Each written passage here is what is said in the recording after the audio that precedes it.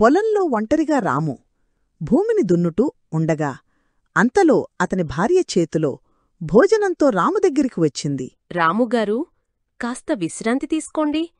అన్నం చల్లారిపోతుంది. ఇంకా కొంచెం పని ఉంది. పని అయ్యాక తిందాం. పని ఎప్పటికీ ఉంటుంది.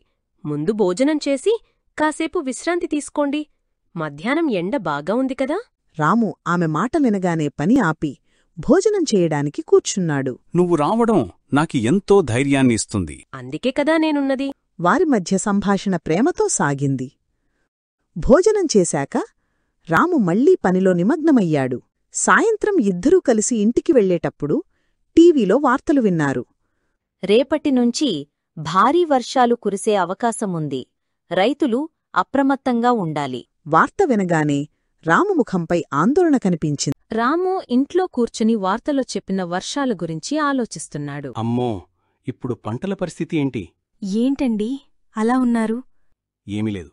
టీవీలో చెప్పిన భారీ వర్షాల గురించి ఆలోచిస్తున్నాను. కంగారు పడకండి. ఇంత కష్టపడ్డాం. ఆ దేవుడే మనకు తోడుంటాడు. కాని వర్షం ఆగలేదు. వారి పొరమంతా నీటిలో మునిగిపోయింది. పంటలన్నీ నాశనమయ్యాయి. రాము నిరాశ చెందాడు. నా కష్టం అంతా వృధా అయిపోయింది. ఇక ఎలా బ్రతకాలి? కంగారు పడకండి. మనం శ్రమజీవులం.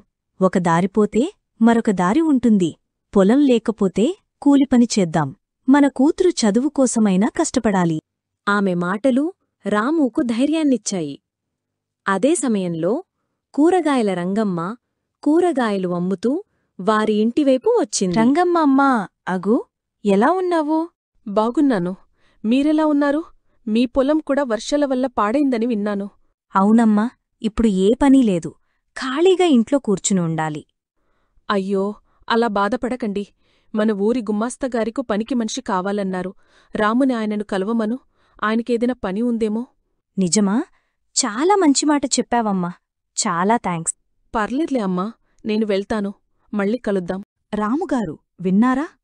రంగమ్మ చెప్పింది, మన ఊరి గుమాస్తాగారికి పనికి మనిషి కావాలట. మీరు వెళ్ళి కలవండి. ఏమైనా పని ఉందేమో అడగండి. రాము వెంటనే గుమాస్తా ఇంటికి వెళ్లాడు. గుమాస్తా రాముని సాదరంగా పలకరించాడు. ఏం కావాలి రాము? మీకు పనికి మనిషి కావాలని విన్నాను. నా పొలం వర్షాల వల్ల పాడైంది. నాకు ఏదైనా పని ఉంటే చెయ్యగలను. బస్తాలను మోసే పని చెయ్యగలవా? తప్పకుండా. నేను ఎప్పుడూ కష్టపడే మనిషిని. మీరు చెప్పిన పనులన్నీ చేస్తాను. అయితే రేపట్నించి వచ్చి పని చేసుకో. నేను చెప్పిన పనులను జాగ్రత్తగా చెయ్యాలి. చాలా ధన్యవాదాలండి. రేపట్నుంచి తప్పకుండా వస్తాను. రాము ఇంటికి వచ్చి తన భార్యకు ఈ విషయం చెప్పి సంతోషంగా ఉన్నాడు. ఆ రోజునుంచి రాము గుమాస్తా ఇంట్లో కూలీ పనికి వెళ్లడం మొదలుపెట్టాడు. తన కష్టం, నమ్మకం అతడిని ఆదుకున్నాయి. తన భార్య కూడా అతనికి అండగా నిల్చింది. అందుకే పిల్లలు, కష్టపడితే ఫలితం దక్కుతుంది. రాము తన పొలం పాడైపోయినా నిరాశ చెందకుండా కూలి పనికి వెళ్లాడు.